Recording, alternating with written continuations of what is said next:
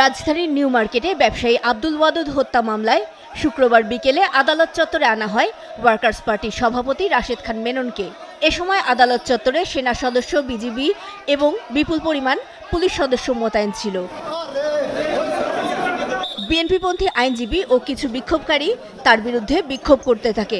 এর আগে 10 দিনের রিমান্ড আবেদন করে নিউ মার্কেট থানার পুলিশ। আদালতে নেয়ার পর সেই রিমান্ড আবেদনের শুনানি এবং মেননের আইনজীবীর রিমান্ডের আবেদন বিরোধিতা করে জামিন আবেদনের শুনানি হয়। উভয় পক্ষের শুনানি শেষে আদালত 5 দিনের রিমান্ড মঞ্জুর করে। এই ঘটনার সঙ্গে উস্কানিদাতা হিসাবে এবং এই ষড়যন্ত্রের সঙ্গে এবং প্রত্যক্ষ এবং পরোক্ষভাবে প্রাথমিক তদন্তে তাদের তথ্যবদ্ধ পাওয়া গিয়েছে এবং তাদের বিষয়ে আরও জিজ্ঞাসাবাদ করার জন্য এই ঘটনার সঙ্গে কারা কারা জড়িত এবং কারা কারা এই ষড়যন্ত্রের সঙ্গে আছে এবং কিভাবে ছাত্র জনতার উপরে 14 দলের সহায়তায় গুলি করা হলো এবং কারা কারা এই ষড়যন্ত্রের সঙ্গে জড়িত তাদেরকে বের করার জন্য আরও জিজ্ঞাসাবাদ করার প্রয়োজন।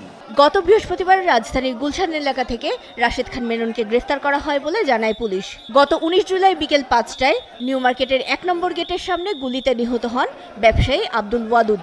নিহত ব্যবসায়ীর ভাগ্নি জামাই আব্দুর রহমান বাদী হয়ে গত 21 আগস্ট নিউ মার্কেট থানায় মামলা করে। এ ঘটনায় রাশেদ খান মেননের পাশাপাশি সাবেক প্রধানমন্ত্রী শেখ হাসিনা, সাবেক সেতুমন্ত্রী ওবায়দুল কাদের সহ 130 জনের বিরুদ্ধে হত্যা মামলা হয়।